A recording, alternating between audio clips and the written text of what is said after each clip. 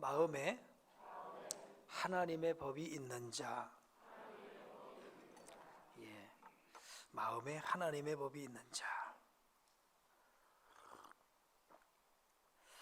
여러분 한 주간 잘 지내셨습니까? 예, 오늘도 세상이 흉흉하지만 우리 하나님 앞에 나와서 예배하는 여러분 한 사람 한 사람 하나님께서 축복하실 줄로 믿고요.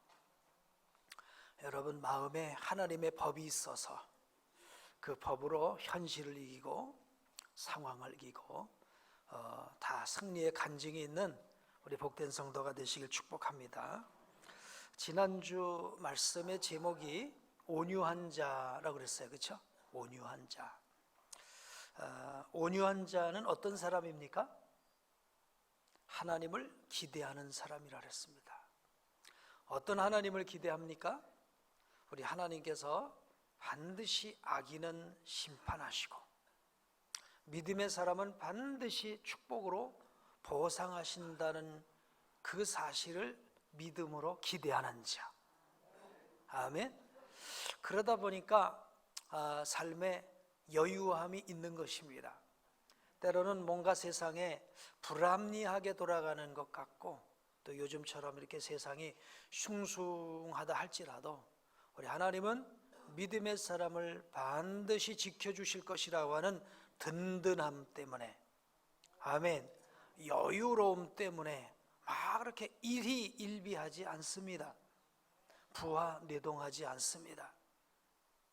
뭔가 이렇게 좀 든든한 단단함, 막 그런 모습으로 살아가는 모습이 온유한 자의 삶이라고 말씀을 드렸어요.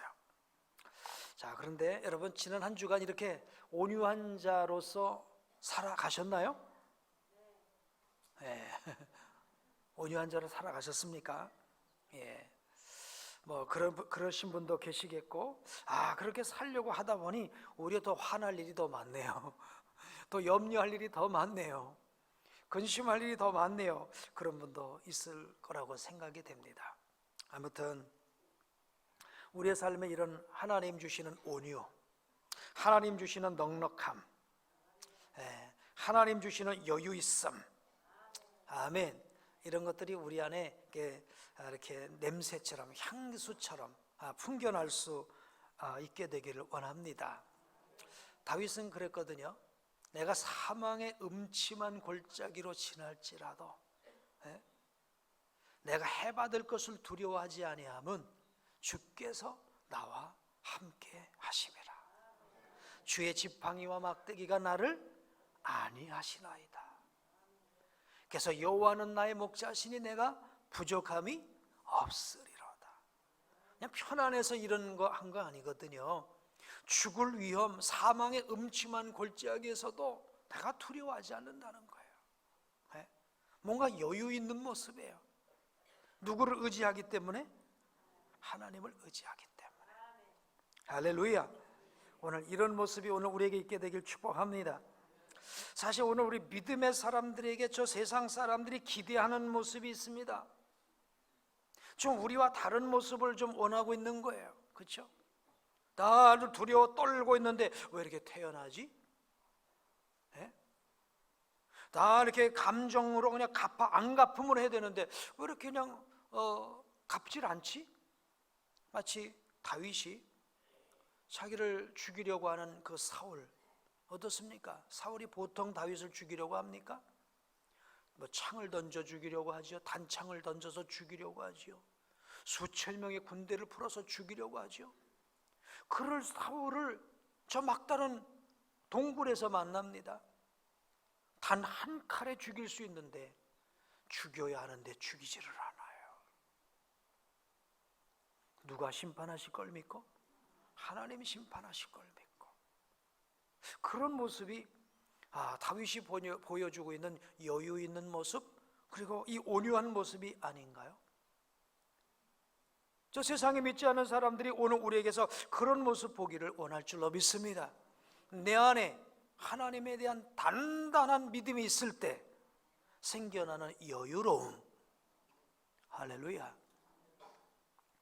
예수님은 십자가에 이제 못을 박히시면서 얼마나 많은 모욕을 당합니까? 침뱉음을 당하고 막 갈대로 때리기도 하고 조롱도 하고 더 나가서 창으로 찌르기까지 하지 않습니까? 그런데 그들 앞에서 예수님의 반응은 얼마나 태연하신지. 아버지여, 저들의 죄를 사하시옵소서. 저들이 자기 하는 것을 알지 못합니다. 이런 모습이 바로 온유 아니겠습니까? 그냥 마음이 좋아서가 나타나는 게 아니라 하나님이 다시 나를 살려주실 것을 믿기 때문에, 부활의 영광으로 높여주실 것을 믿기 때문에, 하나님 높은 보좌로 이끌어 주실 것을 믿기 때문에 생겨나는 여유예요. 이게 죽음으로 끝이야 라고 생각하면 그런 반응이 아니죠. 나는 안 죽어야 돼, 내가 왜 죽어야 돼, 뭐 아마 그랬을 거예요. 그런데 하나님께서 부활의 영광으로 다시 높여주실 것을 믿기에, 할렐루야, 이게 오늘 하나님을 기대하는 자, 하나님을 믿는 자 안에서의 여유인 줄로 믿습니다. 자, 그래서 11절에 보면 온유한 자가 바로 하나님을 기대하는 자인데, 그 온유한 자를 29절에서는요 의인이라고 말해요. 의인이 땅을 차지하며, 11절 한번 읽어보실까요?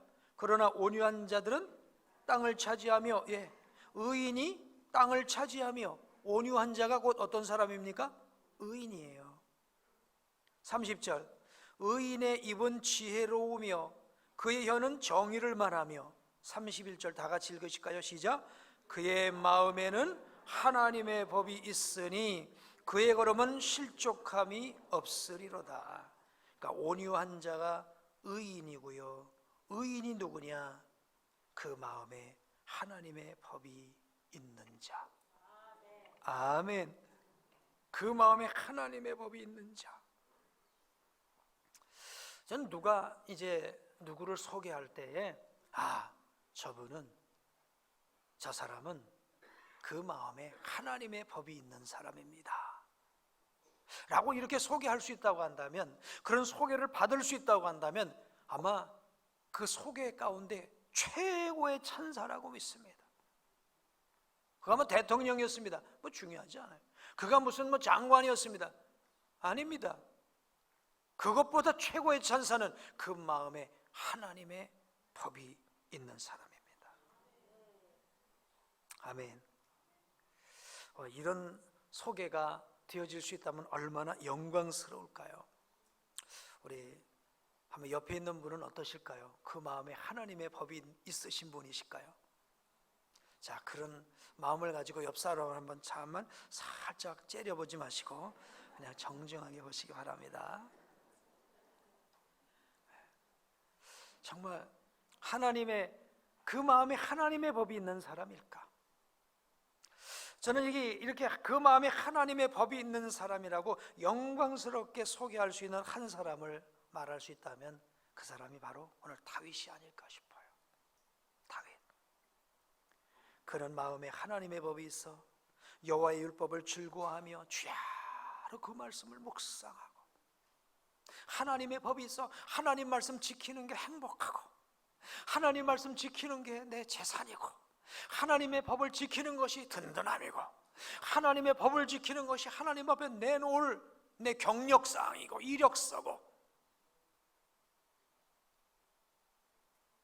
다윗은 하나님의 법을 지키는 것, 내 마음에 하나님의 법이 있어 그 말씀대로 살아가는 것, 그게 복이라고 믿었던 사람이에요. 할렐루야. 오늘 우리가 다윗처럼 저분은 그 마음에 하나님의 법이 있네 라고 말할 수 있는 그런 우리 모두가 되기를 간절히 소망합니다. 오늘 우리 집사님 말씀하신 대로 하나님의 꿈이 나의 비전이 되고, 아멘. 맞다, 우리 하나님 앞에 저 사람은 그 마음에 하나님의 법이 있는 사람이야 라고 소개되어질 수 있는 그 꿈, 아멘, 이게 있게 되길 축복합니다. 또 그 마음에 하나님의 법이 있는 사람 한 사람 또 소개하겠습니다. 에스라입니다. 에스라. 에스라 7장 6절 말씀을 한번 보여주실까요? 읽겠습니다. 이 에스라가 바벨론에서 올라왔으니 그는 이스라엘의 하나님 여호와께서 주신 모세 율법에 익숙한 학사로서 그의 하나님 여호와의 도우심을 입음으로 왕에게 구하는 것은 다 받는 자이더니, 모세 율법에 익숙한 자라는 거예요. 익숙한 자. 익숙한 자는 성경을 많이 아는 사람이기도 했지만 중요한 건 아는 것으로 끝난 게 아니라 그 말씀이 삶의 마음에 법이 된 사람. 맞죠. 말씀대로 살아야 된다 라는 그 마음에 확신이 있는 사람이죠. 그러니까 에스라는 어떤 사람이에요? 저 바벨론 땅에 포로로 잡혀가서 페르시아로 정권이 바뀌어졌을 때 거기서 태어난 사람이에요. 페르시아 땅에서 하나님 말씀으로 충만한 사람인데, 그때 또 어떤 일이 일어났는가 하면 이스라엘 백성들이 그 페르시아에서 고레스에 의해서 이스라엘 땅으로 돌아갑니다. 아니, 페르시아에서 사나 이스라엘에서 사나 하나님 말씀 없이 사는 게 똑같은 거예요. 그 놀라운 하나님의 역사로 예루살렘을 다시 돌아가서 회복되어서 예루살렘에서 하는데 어떤 삶을 사는가 하니까요, 돈 있는 사람이 돈 없는 사람한테 고리대금을 하네요. 우리 성도들은 고리대금 하면 절대 안 됩니다. 고리대금을 하는 거예요. 그리고 고리대금을 못 갚으니까 그 사람을 종으로 삼는 거예요.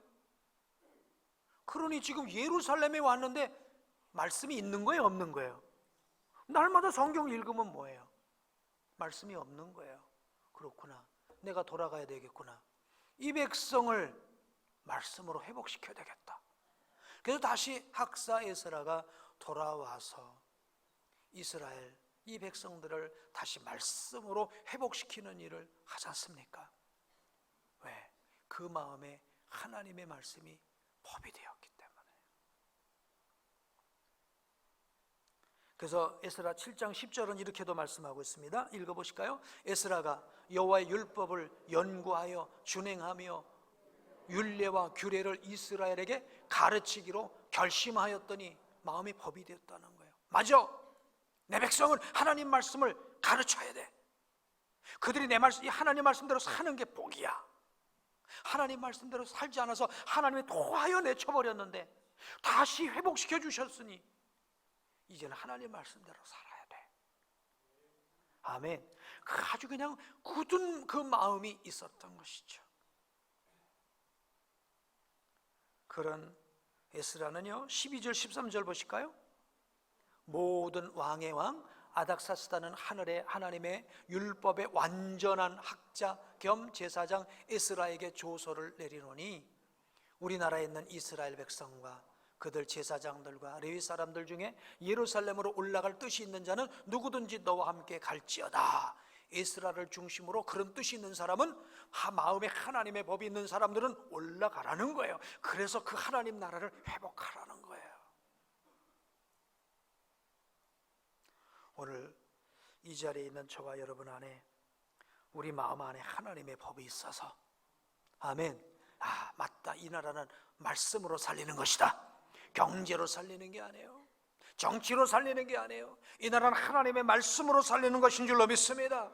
그런 법이 있는 사람이 곳곳에서 하나님의 말씀을 온전히 붙잡고 지켜나갈 때 하나님 이 나라 지켜주실 줄로 믿습니다. 참, 우리 중국에 코로나 바이러스가 있어갖고 지금 난립니다. 그렇죠? 오늘 새벽에도 저는 기도를 했습니다. 하나님, 우리 교회 성도님들이 코로나 바이러스가 무서워서 교회를 안 나올 수도 있을 것 같은데, 또 저희 사모하고 들었어요. 오늘 절반은 다 빠질 것 같다, 텅 빌 것 같다. 근데 나오셨어요. 그렇죠? 근데 여러분은 참, 왜 나오셨어요? 믿음 있어서 나오신 거예요? 겁이 없어서 나오신 거예요? 네? 하나님이 지켜주실 줄로 믿고 나온 줄로 믿습니다. 아멘. 그렇습니다. 예? 그래, 중국 땅에 일어난 이런 사건들을 한번 보십시오. 예? 아무리 정부가 막아 설려가도 별의별 방법을 한다 할지라도 하나님께서 후 불어버리시니까 이런 문제가 일어나지 않습니까? 나라와 민족을 누가 지켜주셔야 됩니까? 하나님 지켜주셔야 될 줄로 믿습니다. 자, 이 다윗도 그렇고 에스라도 그렇고 그 마음이 하나님의 법이 있는 사람이었는데, 이 하나님의 법이 있는 사람은 어떤 사람일까? 저는 이렇게 한번 생각해 봤어요. 마음에 하나님의 법이 있는 사람은 이런 겁니다. 맞아. 하나님의 말씀은 맞아. 아멘. 그런 뭔가 확신이 있는 거예요. 맞아. 하나님의 말씀은 그렇게 살아야 돼. 그렇게 살면 복이 되는 거야. 그렇게 살면 영생을 얻어. 그렇게 살면 구원을 받아. 그렇게 살면 하나님이 도우셔. 아멘. 그런 안에 확신이 있는 거예요. 이런 확신 없이 따라하는 것처럼 그렇게 뭔가 이렇게 좀 불완전한 모습이 어디 있습니까? 그러나 확신 있게 나갈 때는요, 거칠 것이 없는 줄로 믿습니다. 확신 없는 사람이 되게 체면치레하는 겁니다. 하나님은 예배를 기뻐하셔. 그러니까 우리 예배를 드릴 때 하나님이 영광 받으셔.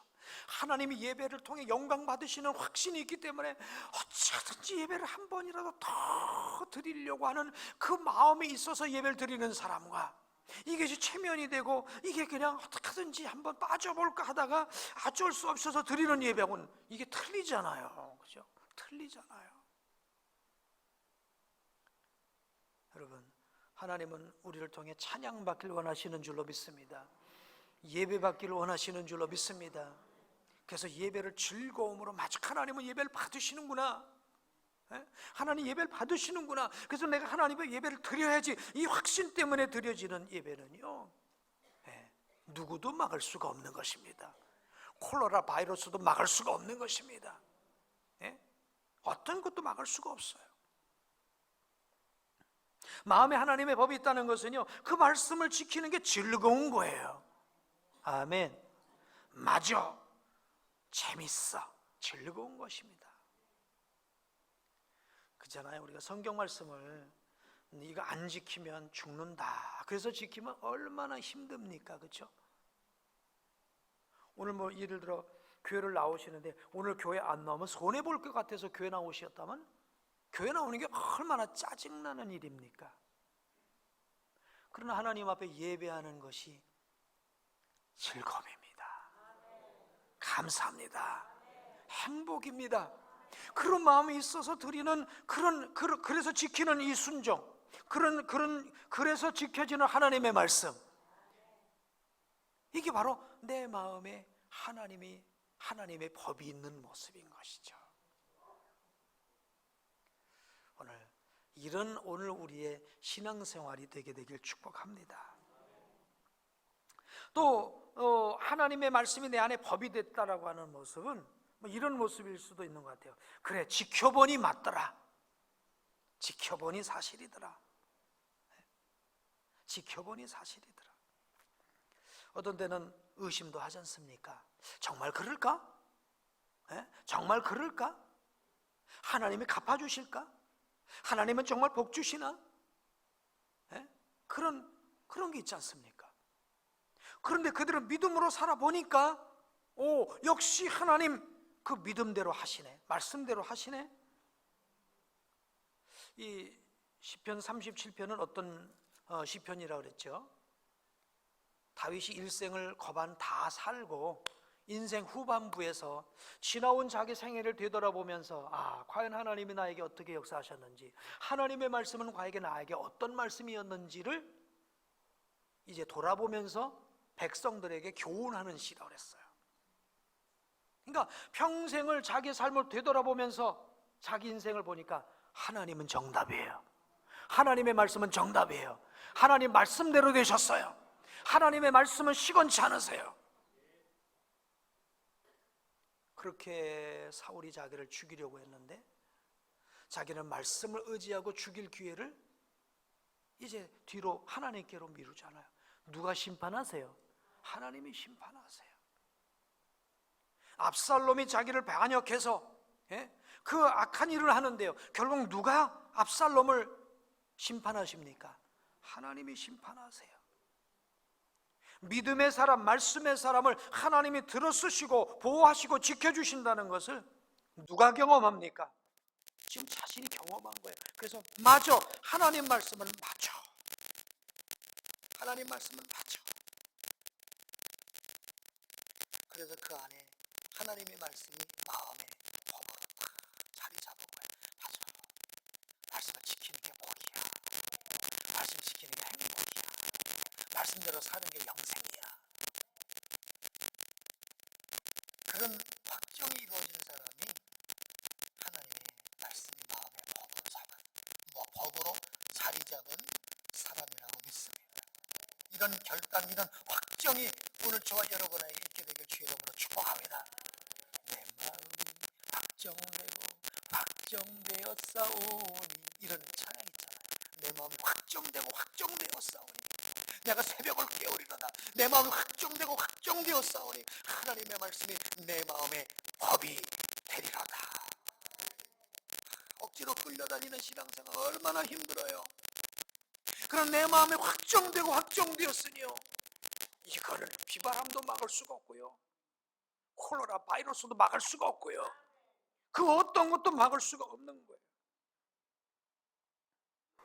요즘 수요일 날 열왕기상을 제가 전하고 있는데, 저는 열심히 준비해서 전하고 있는데, 우리 성도님들 더 많이 참석하셔야 되는데 그런 생각이 들어요. 근데 여러분 수요일 날도 여러분 정말 예배하고 말씀 듣고 그런데 힘쓰시기 바랍니다. 솔로몬에 대해 얘기를 하면서 저는 솔로몬에 대해서 아주 부정적인 평가를 내리고 있어요. 근데 솔로몬을 한마디로 이렇게 표현하고 싶어요. 마음에 하나님의 법이 없는 자예요. 그렇다고 그 성경을 몰랐을까요? 성경은 알았어요.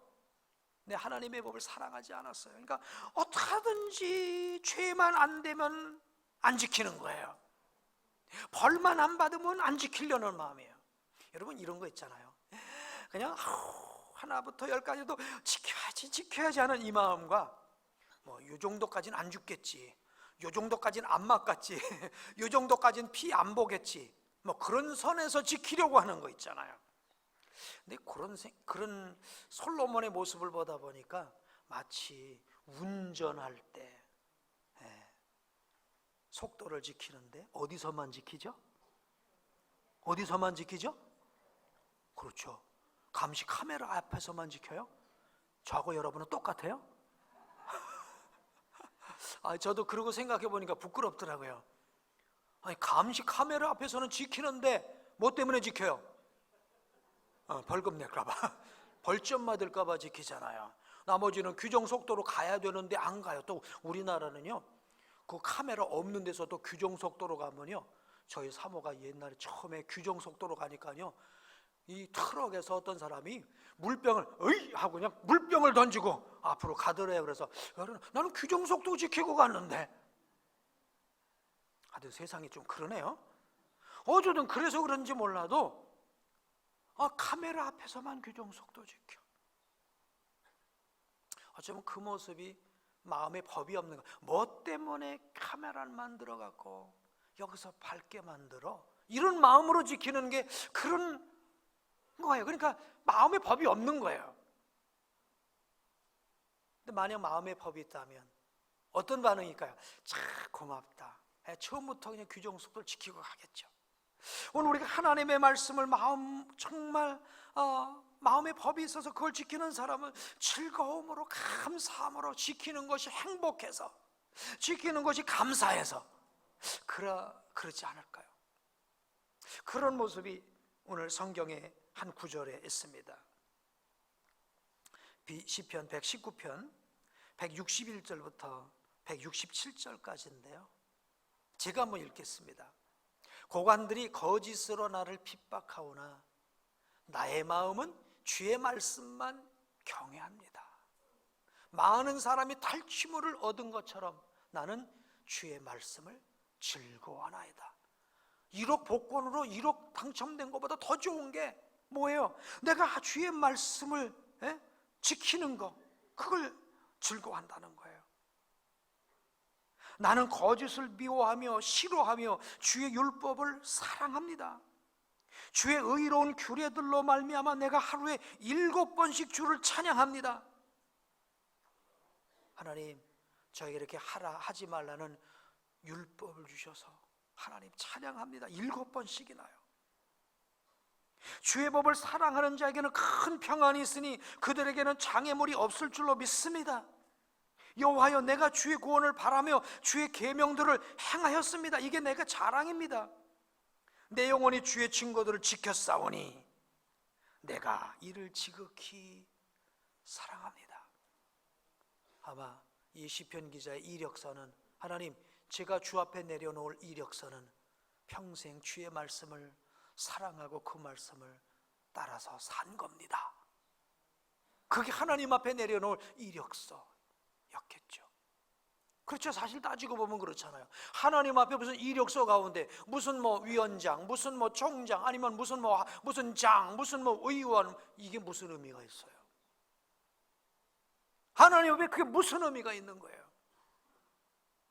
하나님, 저는 평생을 하나님의 말씀을 마음의 법으로 삼아 그 말씀을 즐거움으로, 기쁨으로 지켜왔습니다. 그것보다 하나님 앞에 인정받을 것이 무엇이 있겠습니까? 오늘 이러한 우리가 되기를 축복합니다. 그런 사람들은 악을 떠나서 27절에 보니까 선을 행하며 살 줄로 믿습니다. 정의를 행하며 살 줄로 믿습니다. 그런 의인들에게 29절, 의인이 땅을 차지하는 복을 받을 줄로 믿습니다. 의인의 입은 지혜롭고 그의 혀는 정의를 말하게 될 줄로 믿습니다. 반면 마음에 법이 없는 사람을 32절부터 보니까 악인이라고 표현하고 있어요. 악인. 35절에도 악인들이 이렇게 나옵니다. 마음에 하나님의 법이 없는 사람, 자기 생각대로, 자기 감정대로, 자기 상황대로 사는 사람, 이 사람이 바로 악인입니다. 왜? 그 마음에 하나님의 법이 없기 때문에, 하나님의 법이 그를 통제하지 못하기 때문에, 하나님의 법이 그를 멈출 때 멈추게 하고, 설할 때 서고, 가라 할 때 가고 해야 되는데 법이 없어요. 자기 마음대로 사는 거예요.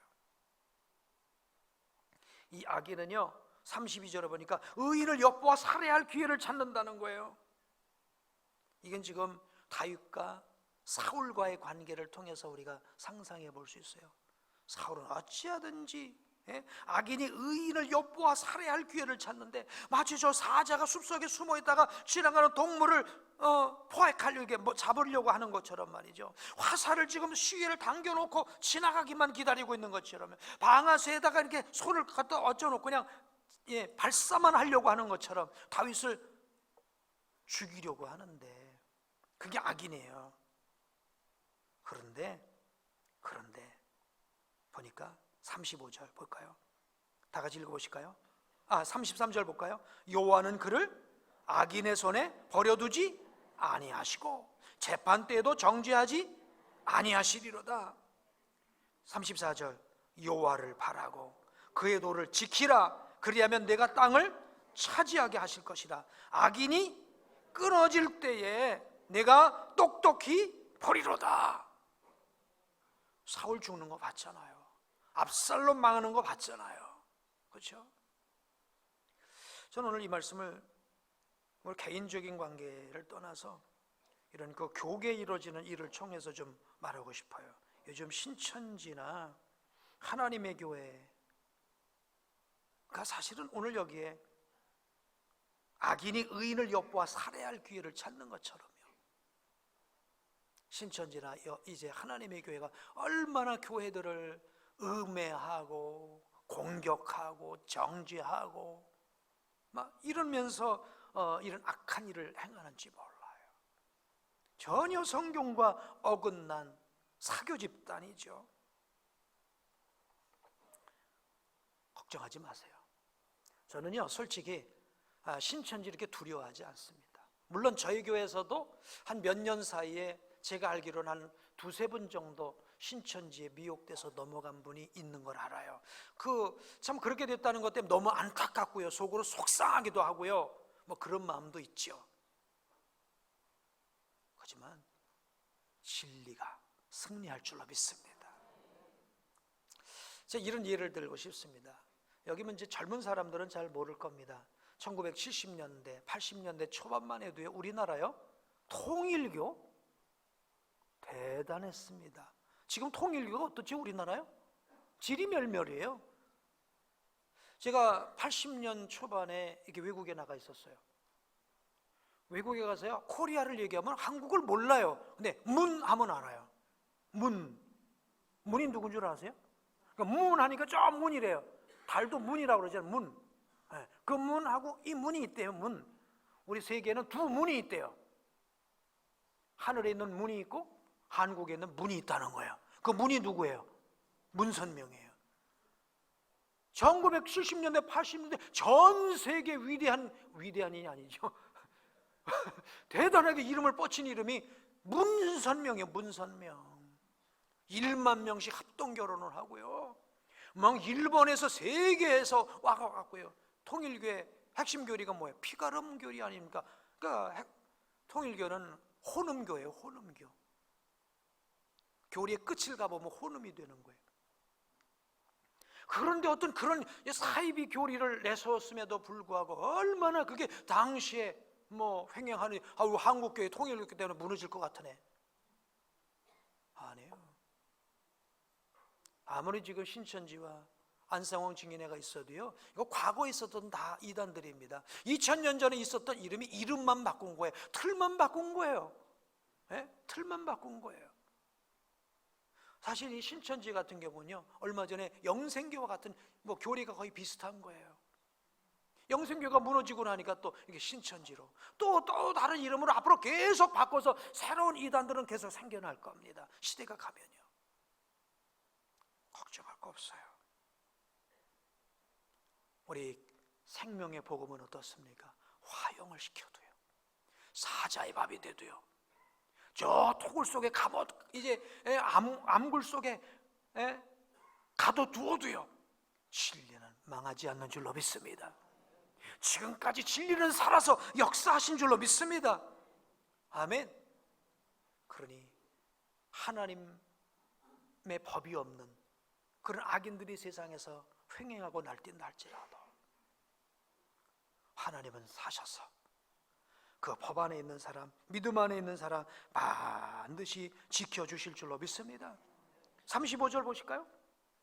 내가 악인의 큰 세력을 본즉 그 본래의 땅에 서 있는 나무잎이 무성함 같으나, 악인들이 보니까요, 우와, 나무의 잎이 무성함과 같다라는 거예요. 사울이 살아있을 때는요, 우와, 저 왕의 권력, 살아있는 권력 같잖아요. 그런데 36절, 내가 지나갈 때 그는 없어졌나니 내가 찾아도 발견하지 못하였도다. 그렇습니다. 지금 당장 위세를 가지고 요즘 그렇잖아요, 동성애 세력을 가지고 양성평등의 세력을 가지고 세상을 막 휘두를 것 같아도요, 한순간에 없어질 것입니다. 진리는 살아서 영원할 줄로 믿습니다. 오늘 우리 안에 하나님의 법을 가지고 이 땅을 살아가는 사람, 당장 힘들고 어려울지 몰라도 반드시 승리하게 될 줄로 믿습니다. 37절 보겠습니다. 다 같이 시작. 온전한 사람을 살피고 정직한 자를 볼지어다. 모든 화평한 자의 미래는 평안이로다. 여기 온전한 사람, 정직한 사람이 누굽니까? 그 마음에 하나님의 법이 있는 사람이에요. 38절, 범죄자들은 함께 멸망하리니 악인의 미래는 끊어질 것이나. 39절, 의인들의 구원은 여호와로부터 오나니 그는 환난 때에 그들의 요새시로다. 40절, 여호와께서 그들을 도와 건지시되 악인들에게서 건져 구원하심은 그를 의지한 까닭이로다. 그 마음에 하나님의 법이 있는 까닭이로다. 우리 사랑하는 성도들 여러분이요, 하나님의 법을 마음에 새기고, 즉 마음에 하나님의 법이 있는 자로 이 땅을 살아가기를 원하십니까? 예. 그러려면 어떻게 해야 될까요? 한 가지 한번 따라해 보실까요? 배우고 확신한 일에 거하라. 위에 프랭카드가 이번에 좀 바뀌었죠? 다시 한번 읽어보실까요? 시작. 배우고 확신한 일에 거하라. 그렇습니다. 이 말씀은 어떤 상황에서 주신 말씀입니까? 사도 바울이 네로 황제의 아주 핍박이 극심한 때, 순교 직전에 기독교에 대한 핍박이 이루 말할 수 없는 그 시점에 믿음의 아들 디모데에게 이 핍박을 어떻게 이겨낼 거냐, 이 고난을 어떻게 이겨낼 거냐, 그 시점에 준 거예요. 이 핍박과 고난이 왔을 때 어떡할 거냐? 고난 피해야 되겠죠. 핍박을 통해서, 핍박이 있으면 도망가야 되겠죠. 아니에요. 핍박은 피한다고 없어지는 게 아닙니다. 이 고난 어떻게 이길 거냐? 배우고 확신한 일에 거하라. 아멘. 세상이 어수선해도요, 배우고 확신한 일에 거한 사람만 살아남을 줄로 믿습니다. 아멘. 디모데후서 3장 14절 15절 한번 읽어보실까요? 그러나 너는 배우고 확신한 일에 거하라. 너는 내가 누구에게서 배운 것을 알며 또 어려서부터 성경을 알았나니 성경은 능히 너로 하여금 그리스도 예수 안에 있는 믿음으로 말미암아 구원에 이르는 지혜가 있게 하느니라. 참 세상이 어수선합니다. 너무 놀라지 마세요. 호모데우스라는 책을 보니까 그런 얘기가 있습니다. 1890년대 같은 경우는요, 멕시코 같은 데서 전염병이 돌면요, 인구의 3분의 2가 죽었대요. 예를 들어 우리나라 전염병이 돌아갔고 한 3,500만 명이 죽은 거예요. 우리나라 3,500만 명이 죽는 거예요. 놀라지도 않으세요? 그러면 거리가 다 시칠 거 아닙니까? 그렇죠? 그런 때도 있었다는 거예요. 물론 이제 이런 것으로 인해서 너무 우리가 무방비해서도 안 되지만, 그다음 너무 이것에 그냥 너무 이것에 그냥 두려워 떨어서도 안 되겠죠. 정말 우리가 두려워 떨을 것은 내 마음에 하나님의 법이 없는 게 두려운 거죠. 아멘? 이게 없는 게 두려운 것이지, 무슨 병이 오냐 안 오냐 이게 두려운 게 아닌 거예요. 지금 세상은 뭐 때문에 떨고 있습니까? 하나님의 법이 내 마음에 있느냐 없느냐 이것 때문에 떨고 있는 게 아니라, 지금 내가 손해가 날 거냐 안 날 거냐, 이것 때문에 가게 문이 닫힐 거냐 안 날 거냐. 물론 우리 생업의 문제니까 중요하겠죠. 그러나 정말 우리가 중요하게 여길 것은, 왜 이런 일이 또 왜 왔을 거라고 생각하실까요? 어떤 분들은 그래요. 어떤 분의 얘기입니다. 중국이 그렇게 선교사님을 거의 80% 이상을 내어 쫓더니 그런 일 당하는 거 아닌가? 그렇게 얘기하는 분도 있어요. 하여튼 모르겠습니다. 그러나 정말 중요한 것은 내가 하나님의 법을 내 안에 두고 살아가면 사자처럼 담대하게 살아가게 될 줄로 믿습니다. 여러분, 마음에 결단이 생기셨습니까? 이제는 내 마음에 하나님의 법을 두고 이 땅을 살아가리라, 사자처럼 담대하게 살아가리라, 평안하게 살아가리라, 즐겁게 살아가리라, 감사하게 살아가리라. 이 결단이 있으신 분, 우리 두 손을 모아 가슴에